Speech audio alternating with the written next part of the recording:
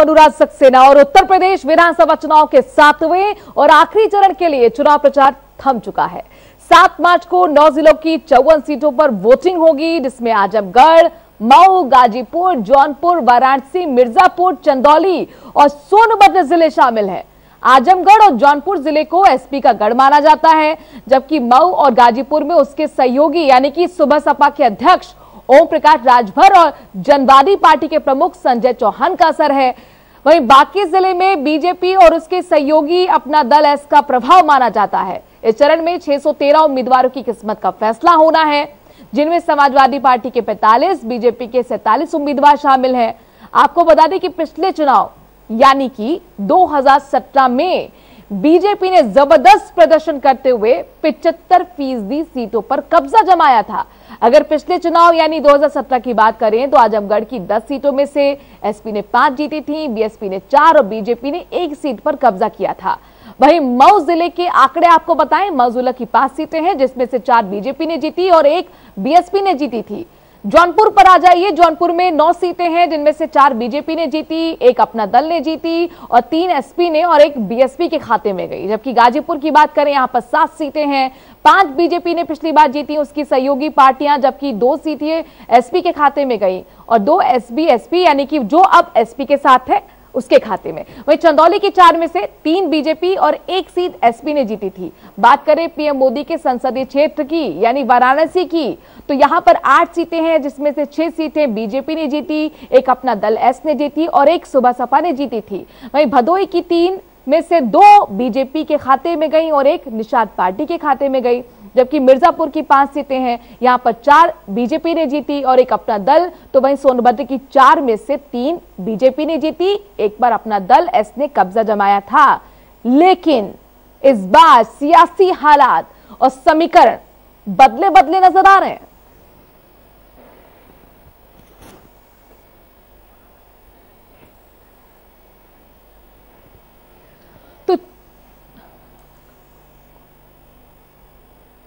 तो यहां पर अपने दर्शकों को बता दें कि चुनाव प्रचार खत्म हो चुका है और अब जनता की बारी आ गई है। लगातार सुबह से हम बनारस की तस्वीरें दिखा रहे हैं, क्योंकि बनारस जो कि पॉलिटिक्स का इस वक्त सेंटर बना हुआ है। पूर्वांचल की लगभग सीटें बनारस के आसपास, वहीं पर चुनाव होना है आखिरी चरण में। निमेश ट्राई बनारस से हमारे साथ जुड़ गए हैं ग्राउंड की रिपोर्ट लेके। निमेश, चूंकि लगातार सुबह आपके जरिए हम पल पल की तस्वीर अपने दर्शकों को दिखा रहे थे, जौनपुर का आप रुख करेंगे जहां पर हमारे साथ हसैन भी जुड़ेंगे। सबसे पहले बनारस का रुख करते हुए, प्रधानमंत्री नरेंद्र मोदी की मौजूदगी ने बनारस को और भी भव्य बना दिया था। रोड शो हमने दिखाया, कुछ देर पहले प्रियंका गांधी भी वहां पर मौजूद थी, हालांकि उनका रोड शो नहीं हो पाया। लेकिन जिस तरीके से प्रधानमंत्री नरेंद्र मोदी के रोड शो में भीड़ उमड़ी, अखिलेश यादव ने भी ऑफेंसिव चुनाव प्रचार किया। अब जनता की बारी आ चुकी है। तो निमेश, ये बताइए, जनता के मन में वो काशी जो 2014 से लेकर 2019 तक मोदी में नजर आई थी, इस बार क्या दिख रहा है?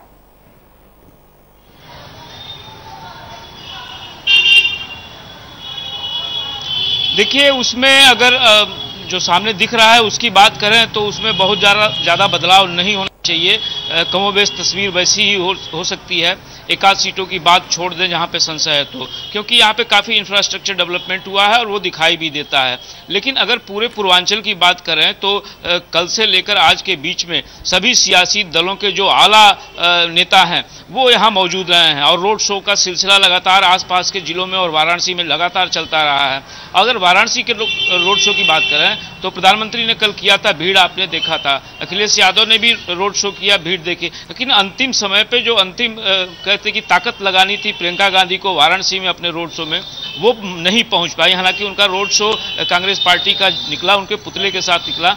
यानी कि जो कोशिश होती है वो पूरी कोशिश पूर्वांचल में सारे लोग करते नजर आए। और एक मुद्दा भाजपा के लिए भी अग्नि परीक्षा होगी यहाँ पे पूर्वांचल में, क्योंकि पिछली बार बहुत अच्छा उनका प्रदर्शन रहा था कि जो लॉ एंड ऑर्डर की बात ये बार बार कहते हैं कि दुरुस्त हुआ, बहुत बेहतर हुआ, उसका कितना असर रिजल्ट में आता है। क्योंकि पूर्वांचल जो है लॉ एंड ऑर्डर को लेकर के हमेशा सवालों के घेरे में रहा है और यहाँ पे हमेशा अपराध की बातें और दबंग और बाहुबलियों की बातें और उनका नाम सामने आता रहा है। तो ये लॉ एंड ऑर्डर वाला जो इशू है पूर्वांचल में फेवर में जा रहा है भाजपा का, उसकी अग्नि परीक्षा है। दूसरी बात यह है कि समाजवादी पार्टी के पास अपना गढ़ जो कह लीजिए आजमगढ़ कहते थे, अब ऐसे भी पूरा पूर्वांचल पहले सोशलिस्ट और लेफ्टिस्टों का गढ़ माना जाता था, लेकिन धीरे धीरे यहाँ पे परिवर्तन हुआ है। अब वो परिवर्तन 14-17 में ज़्यादा आसानी से देखा जा सकता है कि किस तरह से लोग शिफ्ट हुए हैं बीजेपी की तरफ या बीजेपी के माइंडसेट की तरफ, तो इसकी भी अग्नि परीक्षा है।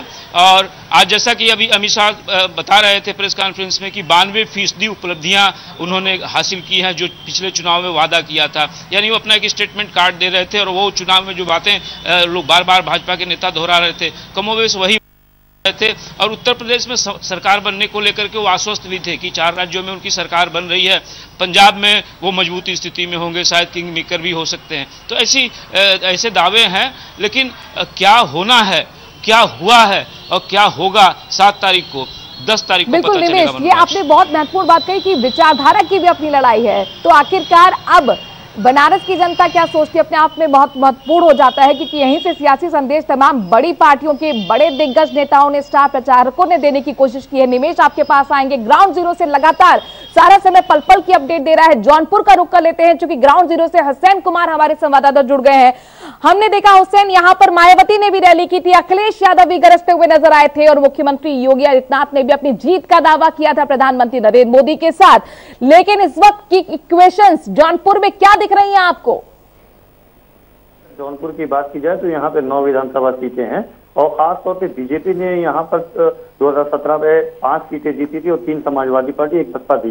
लेकिन अब समीकरण बदल चुके हैं। जिस तरीके से प्रधानमंत्री नरेंद्र मोदी ने और योगी आदित्यनाथ, अमित शाह, तमाम दिग्गज नेता बीजेपी के यहाँ आए और उन्होंने विकास की बात करते हुए चर्चा की। और यहाँ पे आपको बता दें कि मल्नी एक ऐसी विधानसभा सीट है जहाँ पे धनंजय सिंह चुनाव लड़ रहे हैं और वहां पर अभी तक कमल का फूल नहीं खिला, तो वहां पे समाजवादी पार्टी का गढ़ रहा है 10 साल से, तो उसको तोड़ने के लिए धनंजय सिंह लगे। तो बीजेपी ने भी यहाँ पे पूर्व सांसद केपी सिंह को अपना प्रत्याशी बनाया। सदर सीट की अगर बात की जाए तो यहाँ नदीम जावेद जो कि राष्ट्रीय प्रवक्ता है, बड़े नेता हैं कांग्रेस के, उनका यहाँ पर उनको भेजा गया है। यहाँ पर राज्य मंत्री गिरीश चंद्र यादव उनको टक्कर दे रहे और बीएसपी भी पीछे पीछे लगी, अरशद खान समाजवादी पार्टी के। तो वह देखा जाए 9 विधानसभा सीट में जो सियासी समीकरण एकदम बिल्कुल बदल गया है। और अब देखा जाए इन समीकरणों को देखते हुए सभी दलों ने टिकट दिए थे, तो कहीं ना कहीं जातिगत समीकरण को देखते हुए लोग अपने अपने वोट बैंक को मान रहे हैं, उसी से हार जीत का फैसला है। लेकिन यहाँ पे जिस तरीके से बीजेपी समाजवादी पार्टी की लड़ाई नजर आ रही है, वहीं बसपा और कांग्रेस भी पीछे पीछे लगी हुई है, तो कुछ भी हो सकता है।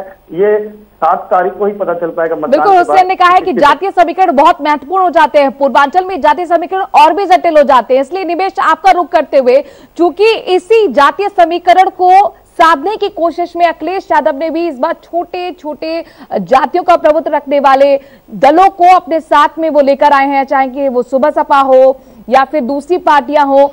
असल में इस बार जो लड़ाई है और जिसका असर माना जाता है उन्हीं क्षेत्रों में कहीं ना कहीं पूर्वांचल में, चाहे वो जौनपुर हो, गाजीपुर हो, मऊ हो या फिर बनारस हो, कौन सी वो सीटें हैं जहां पर आपको बहुत कांटे का मुकाबला इस वक्त बनारस में नजर आ रहा हो? शिवपुर का जिक्र करना मुझे लगता है नहीं भूलना चाहिए। शिवपुर पे एक तरफ अनिल राजभर जो कैबिनेट में मंत्री हैं, दूसरी तरफ ओपी राजभर के बेटे।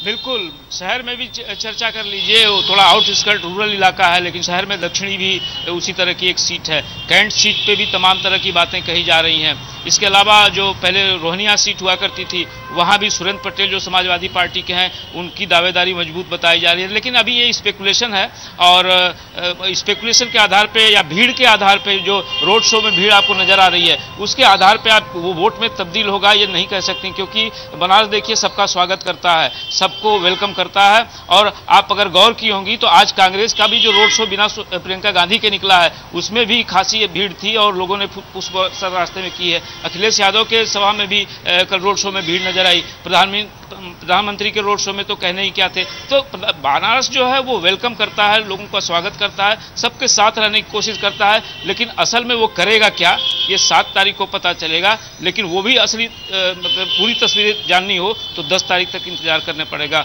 मनुराज, बहुत बहुत शुक्रिया निमेश, तमाम जानकारी हम तक पहुंचाने के लिए। हुसैन, आपका भी बहुत बहुत शुक्रिया जौनपुर से ग्राउंड रिपोर्ट हम तक पहुंचाने के लिए।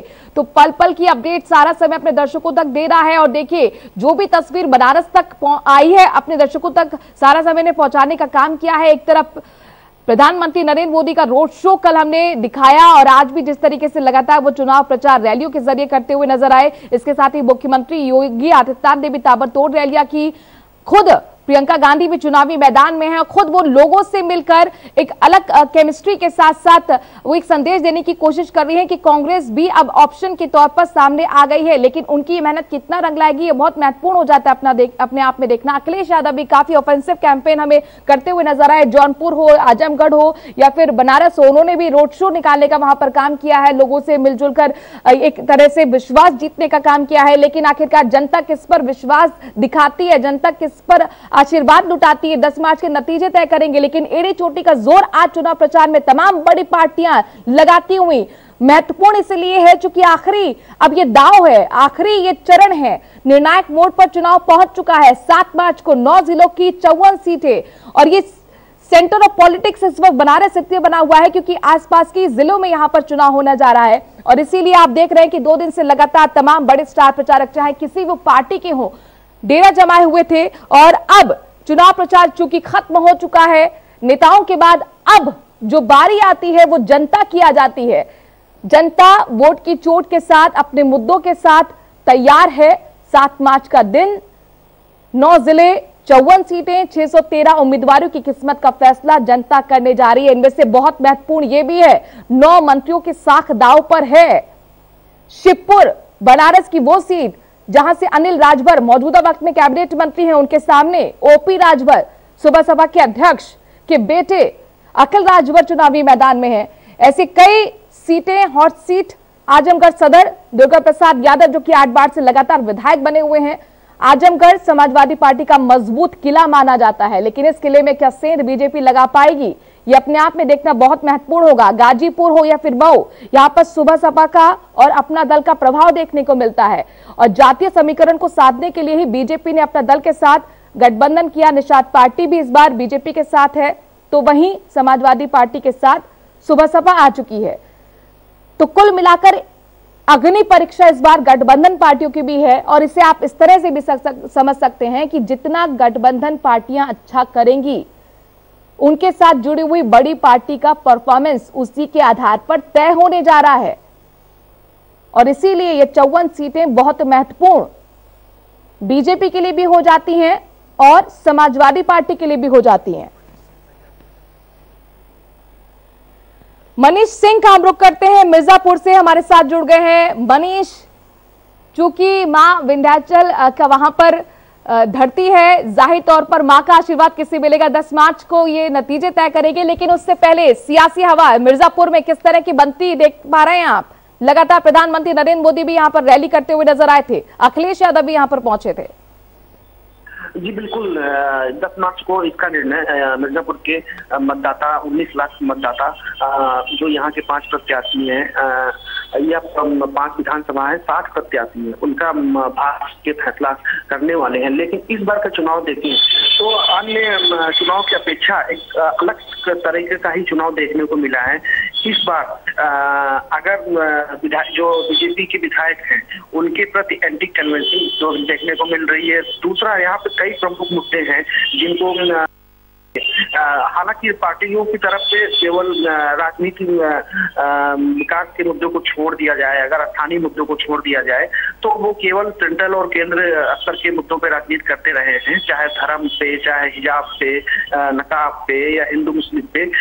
लेकिन यहाँ जनता को ये उसको पसंद था कि हमारे लिए कौन सी सरकार बेहतर है, क्योंकि उनका मानना है कि हमने 3 बार पूर्ण बहुमत दिया है और तीनों बार हम छलावा हुआ है मेरे साथ। तो कुल मिला के यहाँ की जो 5 सीटें हैं उनमें देखा जाए तो पिछली बार में 2017 में यहाँ पे एनडीए के पास 5 सीटें चली गई थी। बिल्कुल, यानी कुल मिलाकर मिर्जापुर ने बदलाव की बात ठानी 2017 में। यही वजह थी क्लीन स्वीप यहाँ पर बीजेपी करने में सहयोगी दल के साथ कामयाब रही थी। 5 सीटें में 4 बीजेपी ने जीती थी, जबकि 1 अपना दल के खाते में गई थी। अब इस बार मिर्जापुर आखिरकार किसको आशीर्वाद देने जा रहा है, यह बहुत महत्वपूर्ण होगा अपने आप में देखना। 9 जिलों की 54 सीटों पर वोटिंग 7 मार्च को, आखिरी चरण महत्वपूर्ण इसलिए चूंकि पूर्वांचल के लिए यह बहुत मशहूर कहावत है राजनीति की कि पूर्वांचल जिसने साध लिया मान लीजिए सत्ता उसी की, और इसीलिए आखिरी 2 चरण बहुत महत्वपूर्ण थे। अब 7 मार्च के लिए एड़ी चोटी का जोर तमाम सियासी दिग्गज आपको लगाते हुए नजर आए, अपनी अपनी जीत का दावा करते हुए नजर आए।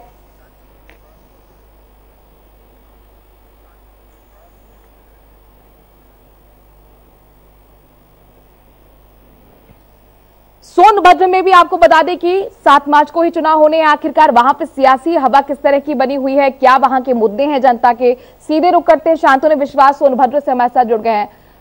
शांतनु, आपसे जानना चाहेंगे किन मुद्दों के साथ सोनभद्र की जनता वोट करने जा रही है इस बार? देखिए, आज जो है अंतिम चरण का अंतिम जो प्रचार था, जो है जिस तरीके से आज सीएम योगी यहाँ पे आए हुए थे दुद्धी क्षेत्र में, उसके अलावा यहाँ पे दुद्धी में और रावरगंज में और घोरावल में 3 विधानसभा को संबोधित किया सीएम ये भूपेश बघेल ने जो है। तो जिस तरीके से यहाँ पे जो सियासी हलचल आज काफी तेज थी, लेकिन जनता अभी भी खामोश है। जनता ये देख रही है कि किस तरह से मतलब जो है लोग अपने अपने वादे को लेकर किस तरह से सियासी बेरंग देने की कोशिश कर रहे हैं। लेकिन जनता को ये समझ में आ गया है कि 5 साल जिस तरीके से यहाँ विकास के नाम पे जिस तरीके से लोगों को कहा गया, वो विकास धरातल पे जो नहीं दिखा, उसका कहीं ना कहीं असर यहाँ पे देखने को मिलेगा। दूसरी चीज है कि हम महंगाई को लेकर, जैसे हम लोगों ने फील्ड में देखा, महंगाई को लेकर जो है लगातार मतलब लोग आक्रोशित थे। आज भी जो है कल से जो है रेट बढ़ा हुआ, तेल का जो है, घी का और रिफाइंड का भी वहाँ पे। लेकिन शांतनु, ये महंगाई जो मुद्दा चुनावी शोर में तो हमें दिखा, लेकिन क्या पोलिंग बूथ तक ये वोटर्स के दिमाग में रहेगा या फिर एक बार फिर जाति और धर्म को देकर वोट करेंगे जनता जनार्दन, ये देखना होगा। बहुत बहुत शुक्रिया शांतनु तमाम जानकारी हम तक पहुंचाने के लिए। तो यूपी में आखिरी चरण के लिए चुनाव प्रचार थम चुका है। 7 मार्च को 9 जिलों की 54 सीटों पर वोटिंग होगी और इस बीच दिल्ली के बीजेपी दफ्तर में बीजेपी के अध्यक्ष जेपी नड्डा और गृह मंत्री अमित शाह ने कुछ देर पहले प्रेस कॉन्फ्रेंस की। वो तस्वीरें भी हमने अपने दर्शकों को पहुंचाई। इस दौरान अमित शाह ने दावा किया कि उत्तर प्रदेश और उत्तराखंड, गोवा और मणिपुर में फिर से हम सरकार बनाने जा रहे हैं। पंजाब में उनका कहना है कि वो प्रदर्शन अच्छा करेंगे। इस दौरान उन्होंने ये भी कहा कि ये चुनाव सिर्फ सरकार बनाने की कवायद हमारे लिए नहीं है, हमारे लिए हमारी विचारधारा, सरकार के लिए किए गए कार्यों को लोगों तक ले जाने और उनके मुद्दों के बारे में जानने का अवसर होता है। अमित शाह ने कहा कि यूपी में योगी की सरकार ने अपने संकल्प पत्र के हिसाब से 92% से ज्यादा काम करके दिखाया है।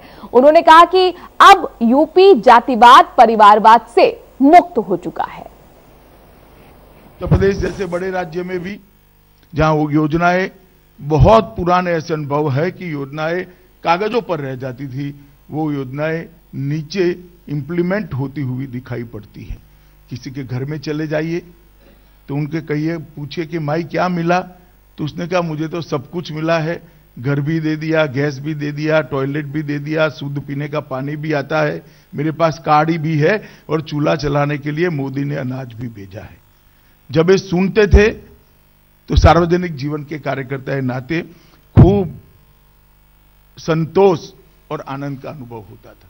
इसके कारण स्वाभाविक रूप से ये 5 राज्यों में नरेंद्र मोदी जी का लोकप्रियता आजाद भारत के बाद किसी भी प्रधानमंत्री की लोकप्रियता से ऊपर चरम सीमा पर दिखाई पड़ी और इसका सीधा फायदा भारतीय जनता पार्टी को होता हुआ इस चुनाव में दिखाई पड़ा है।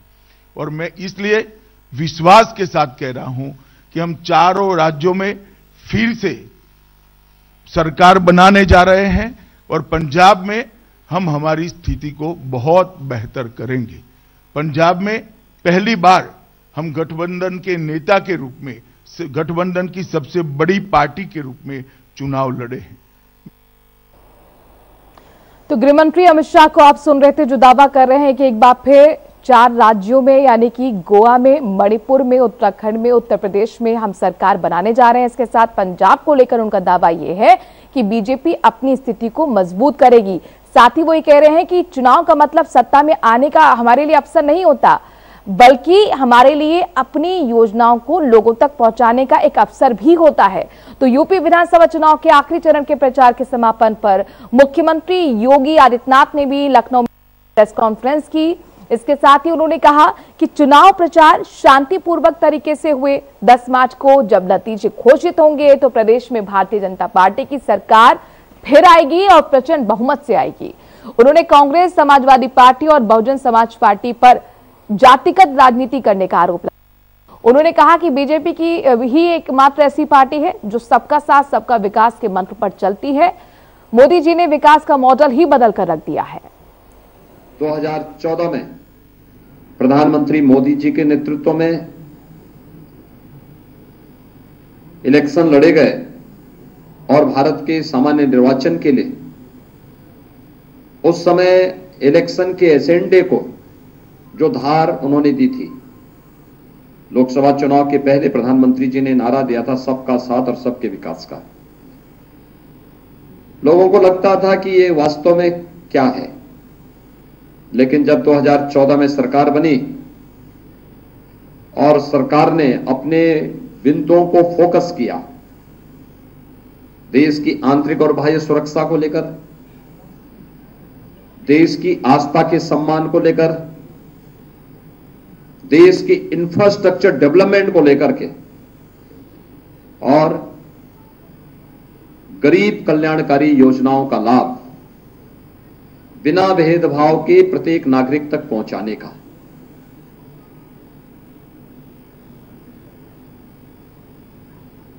देश का एजेंडा बदला है मोदी जी ने। जो जाति, मत, मजहब, क्षेत्र, भाषा और परिवार तक सीमित था, वह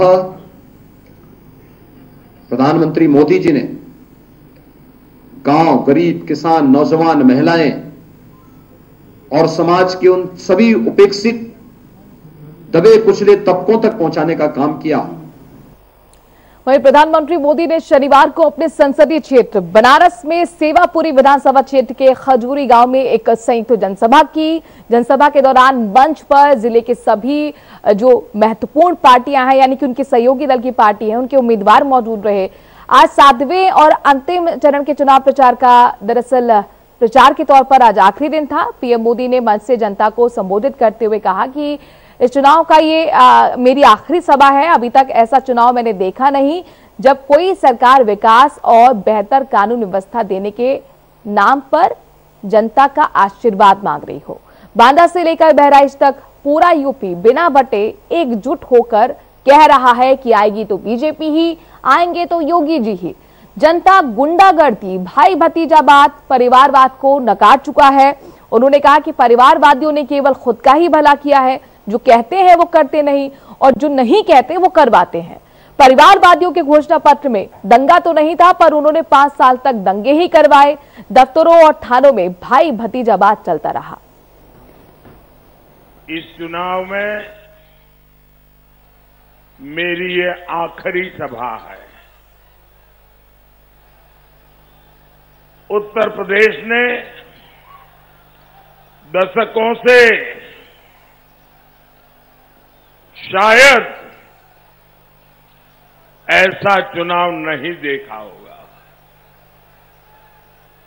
ऐसा चुनाव जब कोई सरकार अपने काम पर, अपनी ईमानदार छवि पर भेदभाव और पक्षपात रहित विकास पर और सुधरी हुई कानून व्यवस्था के दम पर जनता जनार्दन का आशीर्वाद मांग रही हो। पूरा यूपी बिना बटे एकजुट होकर कह रहा है, आएगी तो भाजपा ही, आएंगे तो योगी ही। यूपी के लोग यूपी को गुंडागर्दी, मनचले, माफिया, भ्रष्टाचार, भाई भतीजावाद, अवैध कब्जे देने वाली गौर परिवारवादियों को पूरी तरह नकार चुके हैं। रूस यूक्रेन वॉर से जुड़ी हुई बड़ी अपडेट अपने दर्शकों को दे दें कि विदेश मंत्रालय का बड़ा बयान सामने आया है। विदेश मंत्रालय के प्रवक्ता ने कहा है कि यूक्रेन के खार्किव में अब कोई भारतीय नहीं है, सभी को सकुशल निकाल लिया गया है। वहीं पिशोचिन में बचे सभी भारतीय निकाले जाएंगे। 3 बसें भी पिशोचिन भेजी गई हैं। वहीं विदेश मंत्रालय ने कहा कि सुमी से फंसे भारतीयों को निकालना बड़ी चुनौती है। सुमी में करीब 700 भारतीय फंसे हुए हैं। यूक्रेन से अब तक 21,000 जो भारतीय हैं उन्हें हम निकाल चुके हैं, यानी यूक्रेन वो छोड़ चुके हैं।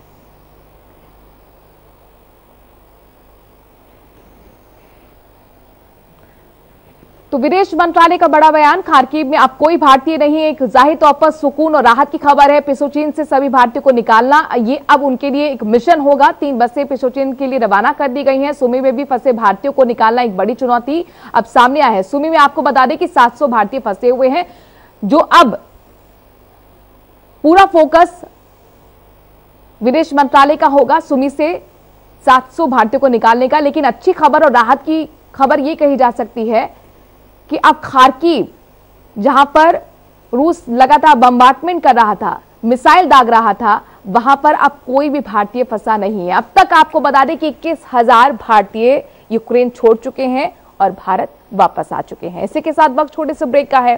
देश और दुनिया की बाकी खबरों के लिए बने रहिए सहारा समय के साथ।